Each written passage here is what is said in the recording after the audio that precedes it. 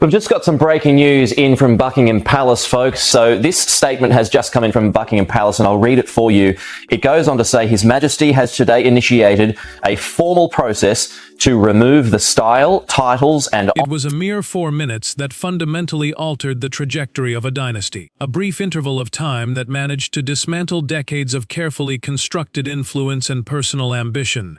Inside the hollowed, claustrophobic confines of a sealed royal council meeting, chamber where the air always seemed thick with the scent of ancient wood, heavy velvet, and the crushing weight of historical consequence, a decision of such seismic proportions was presented to the crown that it felt almost impossible to comprehend. No one within Camila's most trusted inner circle, those who had navigated the treacherous waters of palace intrigue by her side for years, truly believed that such a radical maneuver could actually be executed.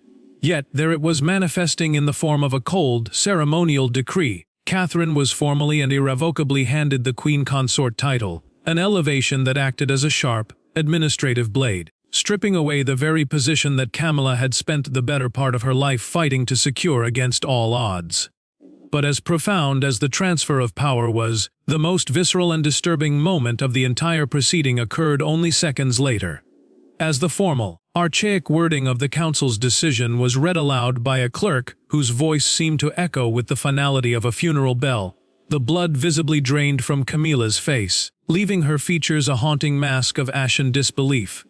In a sudden, terrifying lapse of physical composure, she collapsed into the silence of the room before anyone could react, her fall a silent scream against the shifting tides of the monarchy. Before we venture deeper into the labyrinthine implications of what this moment truly signifies for the future of the royal family, and the fragile bonds that hold them together, please ensure you are subscribed so you never miss a single update on this developing story.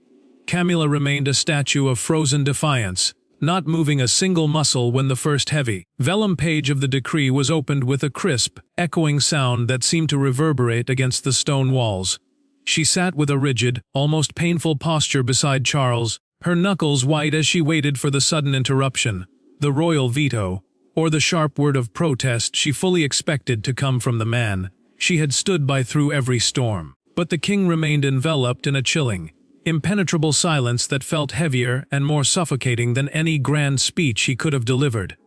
That silence, a void where support should have been, carried a devastating weight that shifted the very atmosphere of the council chamber. This body, the senior advisory group responsible for guiding the sovereign through the most complex constitutional and ceremonial matters in this dramatized account, had given its formal blessing to a royal settlement. This was not a mere suggestion but a structured legal and ceremonial framework designed to transfer the title of Queen Consort from Camila to Catherine with surgical precision. The meaning of the written settlement was unmistakable and brutal. The role that Camila had spent years defending, polishing, and legitimizing in the eyes of a skeptical public was being systematically removed from her grasp, leaving her untethered from the position she believed was her final destiny. Catherine, for her part, kept her gaze lowered, her eyes fixed on some indeterminate point on the polished table as the relentless flow of words continued to reshape her future and dismantle another's. There was no flicker of a smile, no leaning forward in eager anticipation, and absolutely no outward display of triumph that might betray a sense of personal victory. She seemed to understand the gravity of the moment with a somber clarity that transcended the prestige of the title being bestowed upon her. William, standing beside her, watched her with a careful analytical intensity, recognizing the internal conflict she must have been navigating. He understood with a heavy heart that her elevation was not occurring in a vacuum of celebration.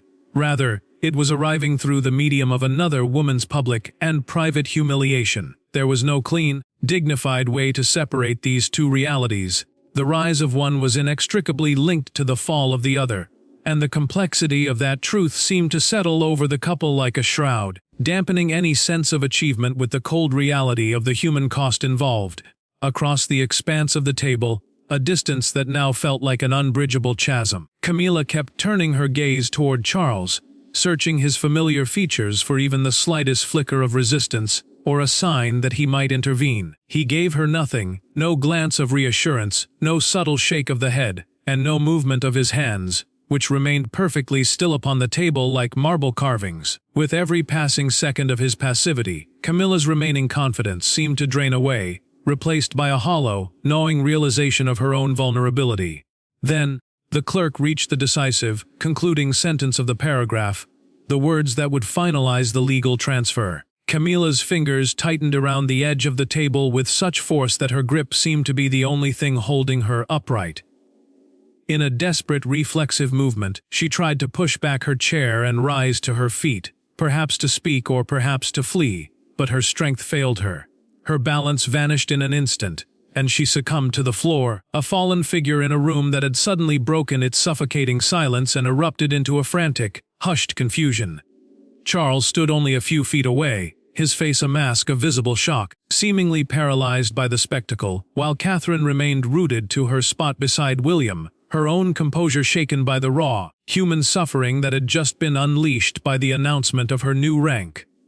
In the wake of the collapse, as the room buzzed with the frantic movements of aides, William's attention was drawn to a small, almost insignificant notation positioned near the very bottom of the official document. It was a detail that changed the entire context of the morning. The transfer had been meticulously prepared and finalized long before the council had even convened that morning. This was not a spontaneous decision, nor was it a sudden vote born from a heated argument or a last-minute change of heart within the room. The entire outcome had been carefully shaped, drafted, and reviewed well before Camila had walked through those doors, still laboring under the tragic delusion that she possessed the power to stop it. As the medical aides began to help her toward the exit, her legs still trembling and her dignity shattered, she turned her head one last time toward Charles. Her voice was thin and weak, barely more than a whisper, but the words landed with the impact of a physical blow, carrying a brutal and undeniable clarity. "You knew," she accused, and once that devastating realization reached the king, the central question of the day was no longer merely about why Catherine had been elevated. It was about the profound betrayal of trust. It was about how the people closest to Camila, those she considered her ultimate protectors, had allowed her to walk into that chamber believing she was safe, when in reality, the trap had been set days in advance. The council's decision may have officially changed a ceremonial title, but what it had truly shattered were three foundational relationships that had been built, sometimes painfully, around the singular gravity of the crown. In the cold light of the aftermath, each of the three key players saw the same event through a completely different lens of personal tragedy. Camila saw only the jagged edges of a public humiliation that she feared would define her legacy forever. Catherine felt the terrifying, almost suffocating weight of an immense honor that she had never expected to receive in such a traumatic and divisive manner. And Charles was forced to face the one consequence that no amount of royal protocol or official documentation could ever soften: the agonizing knowledge that his wife believed he had utterly abandoned her in her moment of greatest need. Behind the grandeur of the titles and the weight of the constitutional shifts were three human beings, each staring at the same singular decision and seeing an entirely different, yet equally devastating kind of loss that would haunt the halls of the palace for years to come. To Camila, the title of Queen Consort had never been just a matter of ceremonial rank or a superficial badge of office. Over the years, it had evolved into a powerful symbol, a tangible proof that the long, grueling years of public controversy, social rejection, and intense institutional resistance had finally culminated in a state of genuine acceptance. That position beside the sovereign carried a profound symbolic weight, because it messaged to the entire country, and indeed the world, that she had not merely survived the often vicious landscape of royal life. She had been formally and legally woven into the very fabric of it. To lose that place so abruptly and so publicly struck at something far more central to her identity than mere protocol. Catherine, meanwhile, was grappling with the exact opposite form of pressure.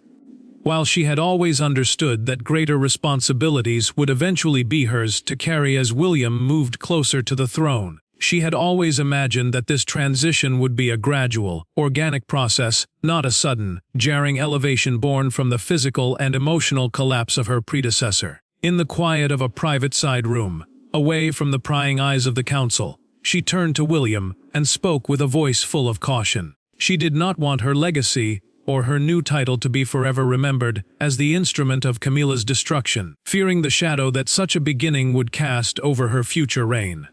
William listened to her concerns with a somber expression, before suggesting that any attempt to reject or delay the decision at this stage could inadvertently trigger an even larger constitutional crisis. He argued that showing any sign of division or hesitation within the family, which was already under the immense strain of public scrutiny, could be perceived as a fatal weakness in the monarchy itself.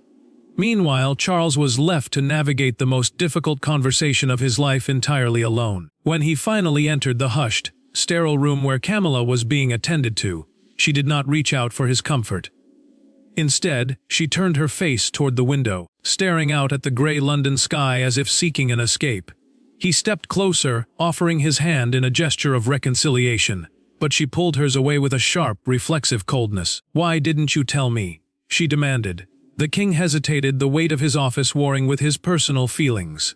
Later, in a private conversation that would eventually be documented for the palace records within this dramatized account, he admitted that he had been aware that a change in her position was being discussed by the council. However, he insisted with desperate fervor that he had not been shown the final, specific wording that mandated an immediate transfer of the title. Camila only looked back at him with a sense of wounded disbelief. To her, whether he knew every granular detail no longer mattered. He had known enough to understand that a storm was coming, and he had still allowed her to walk into that chamber completely unprepared for the lightning strike. As the evening shadows lengthened over the palace, William faced Catherine again, armed with information that was even more unsettling than the morning's events. He had spent the afternoon reviewing the council's dossier, the exhaustive collection of briefing papers and historical precedents used to justify the transfer, and discovered that the momentum against Camila's continued authority had not been a sudden whim. It had been gathering strength for months, building quietly behind closed doors and within the corridors of power.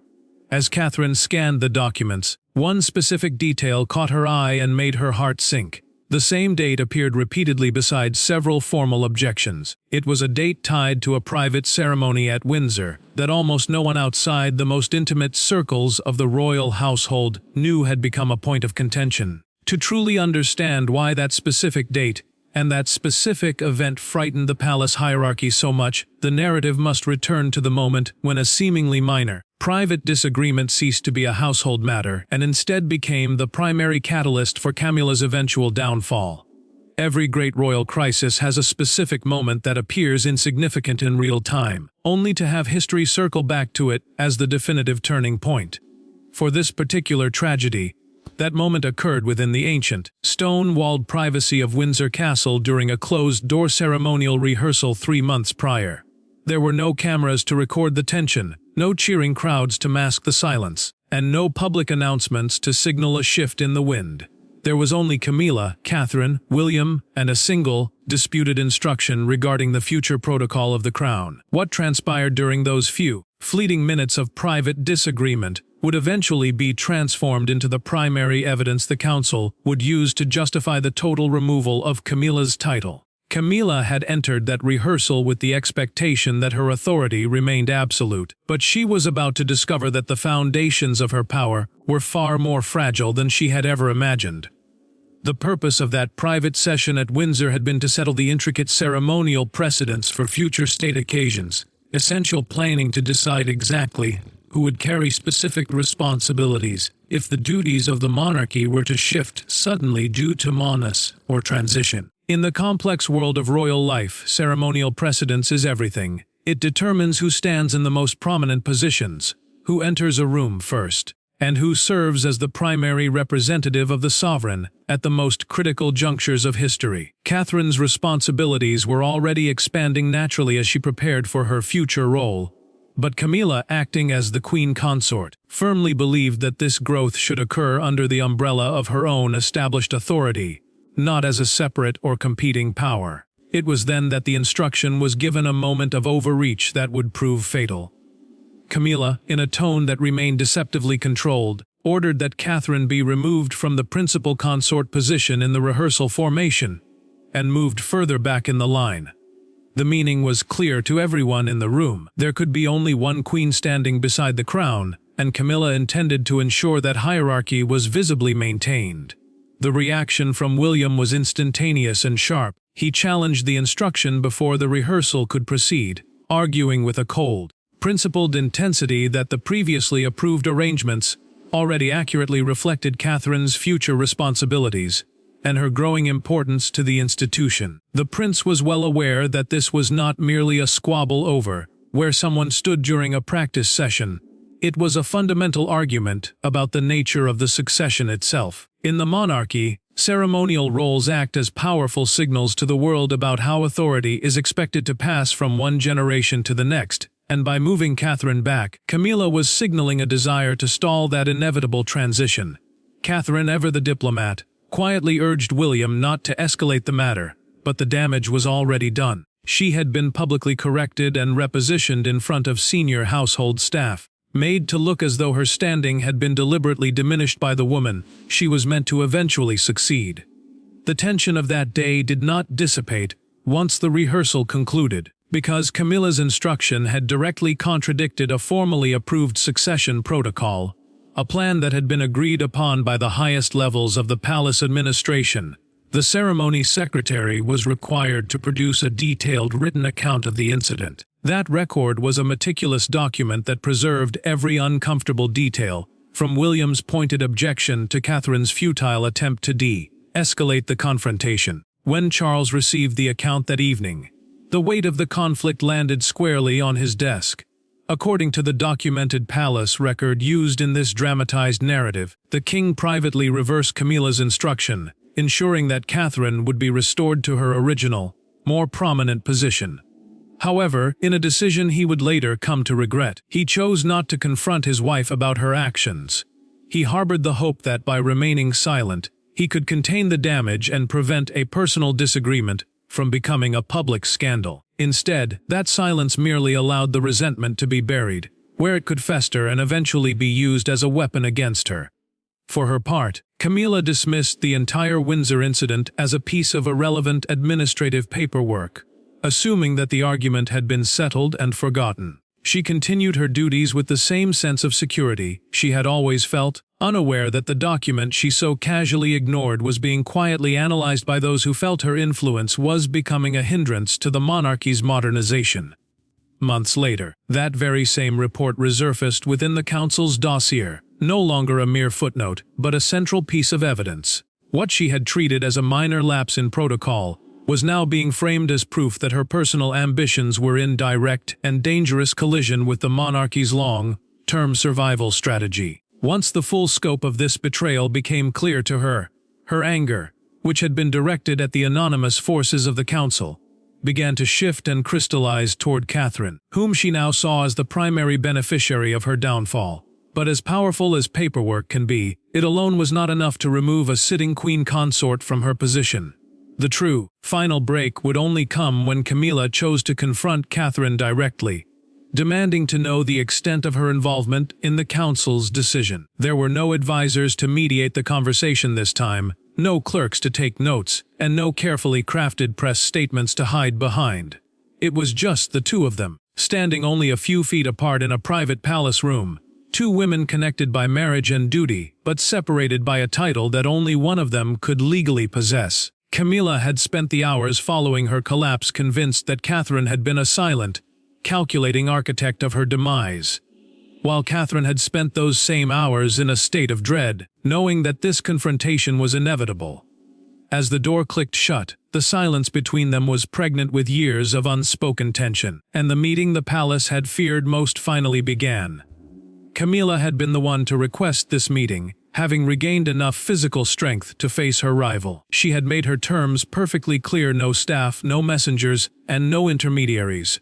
She wanted the unvarnished truth, delivered directly from the source. Catherine had agreed to the terms because she understood that something much larger than a title was at stake. If the bitterness between their two households was allowed to continue through whispers and shadow boxing, the resulting damage could follow William into his own reign, turning a painful but necessary transition into a permanent fracture within the royal family. Camila did not bother with pleasantries. "Did you know they were giving you my title?" she asked, her voice steady but laced with a sharp, icy edge. Catherine did not look away. She held the older woman's gaze with a sense of somber honesty. She admitted that she was aware that significant changes were being debated by the council, but she maintained that she had no knowledge that the transfer would be executed with such suddenness that very morning. This admission did very little to soothe Camila's frayed nerves. She accused Catherine of playing a long, patient game, of standing by quietly while years of media criticism and institutional pressure gathered around Camila, only to step forward and claim the prize at the exact moment the pressure finally became unbearable. Catherine's usual restraint seemed to harden into a firm, principled defense. She looked at Camila and told her plainly that she had never sought to be elevated through the medium of another woman's public shaming.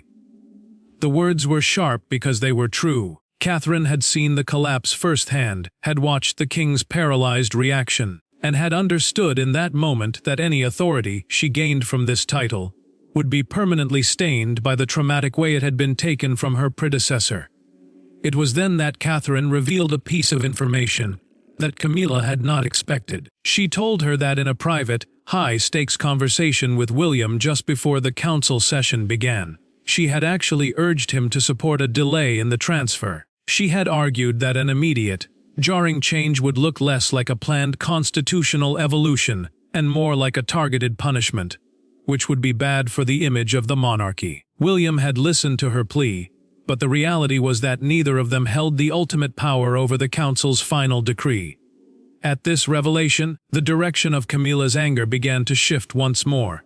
If Catherine had truly tried to slow the process down, then she was not the primary force driving the change.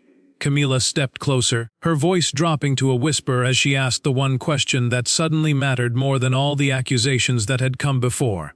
"Then who wanted this?" she asked. Catherine paused, a look of profound sadness crossing her face, before she gave the only answer she could.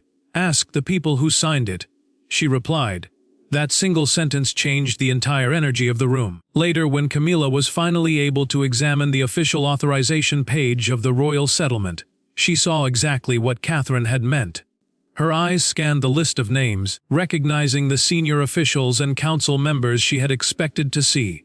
But then, her gaze stopped at the bottom of the page, where the most important signature resided: Charles. His name sat clearly beneath the terms of the settlement, a signature that transformed her anger into something much colder and more profound than mere rage. If the king himself had authorized the document, then the battle she thought she was fighting against Catherine or the council was a lie. The real conflict had been fought and lost within the very heart of the monarchy's machinery, and it had been sanctioned by the man she loved. Camila realized in that moment that she could fight Catherine, she could challenge William's influence, and she could fire every courtier and advisor who had ever crossed her. But she could not fight the signature of the sovereign. Charles had approved the instrument of her removal, not with enthusiasm, and certainly not without a great deal of internal hesitation, but he had approved it nonetheless. When she saw his name on that paper, she understood that a fundamental boundary had been crossed, one she believed was sacrosanct. Her husband, when faced with the ultimate choice between his personal loyalty to his wife and his sacred duty to the crown, had chosen the crown. It was a realization that left her feeling more isolated than she had ever been in all her years within the royal fold. Charles was acutely aware of the devastating weight of that signature. He knew that the royal settlement, for all its legal complexity, could not take legal effect without the sovereign's personal authorization, meaning the ultimate responsibility for Camila's loss rested entirely on his shoulders. He had fought against the idea of an immediate transfer for weeks, fearing the confusion it would cause and the irreparable damage it would do to his marriage. But his resistance had reached its structural limit. Once the council had presented the full, overwhelming case for the transfer, any further delay on his part began to look less like a fatherly or husbandly caution, and more like a dangerous attempt to prioritize personal feelings over the stability of the institution. He had been backed into a corner where his role as a husband was in direct conflict with his role as the king. After the meeting, Charles sat alone in his study, the signed document still lying on his desk like a silent accuser. He removed his glasses and rubbed his eyes, the silence of the room broken only by the ticking of a clock. A senior aide stood a respectful distance away, waiting for a command that didn't come.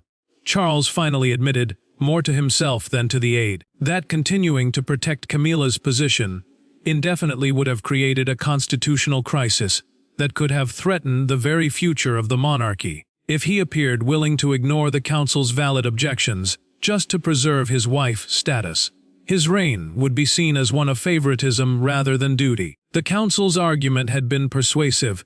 They pointed out that Catherine was already doing the work, absorbing the pressure, and standing as the face of the future monarchy, while the formal structure remained awkwardly anchored in the past. The Windsor incident had simply been the final piece of evidence that made the contradiction impossible to ignore any longer. William had made a very specific tactical decision during this entire process. He refused to personally demand that Camila be stripped of her title. He understood that any such demand coming from him would make the entire transfer look like a power grab, a son pushing his father's wife aside for his own benefit. Instead, he had insisted that the final judgment remain exactly where it belonged, with the king. This choice, while seemingly respectful, was actually the most difficult path for Charles, because it removed the easy excuse that he was merely bowing to his son's pressure. Camila understood the cold, logical cruelty of this truth almost immediately. Catherine hadn't forced the change, and William hadn't issued an ultimatum. The council had built the cage, but it was Charles who had turned the key. And once that key was turned, the machinery of the palace began to move with a relentless, bureaucratic efficiency. By the following morning, the reality of the decision had moved beyond the realm of abstract titles and began to manifest in the mundane details of daily life. The most painful parts of the transition didn't happen in the Grand Council chamber. They happened in the small, quiet moments that signaled her erasure. A briefing folder that had been a staple of her morning routine for years simply didn't arrive. A ceremonial meeting she was supposed to lead was quietly removed from her digital calendar. Staff members who had previously looked to her for direction were now suddenly diverted to another office. There were no dramatic confrontations, no raised voices, and no doors slammed in anger. Yet, with every small adjustment, the message was reinforced: the title was gone, and the institution had already begun the process of moving on without her. Camila noticed the missing briefing folder before anyone had the chance to explain its absence. That folder represented more than just paperwork. It was her connection to the inner workings of the state, the patronages, the diplomatic schedules, and the quiet influence she wielded behind the scenes. When she finally asked an aide about it, the response was delivered with a soft, practiced neutrality that was more crushing than an insult. She looked at her untouched breakfast, the silence of the room amplifying the reality that the world was changing around her in real time. Meetings were being reassigned, staff instructions were being rewritten, and the entire ecosystem of the palace was being reorganized around Catherine. It was a quiet, administrative death by 1,000 cuts. When Charles entered her room later that morning, he tried to approach her with a sense of gentleness, but Camila was in no mood for soft words. She told him bluntly that the palace had managed to dismantle years of her hard work and dedication before she had even processed what had happened. Charles tried to reassure her that her charitable work and her personal causes would remain her own, but she simply shook her head in frustration.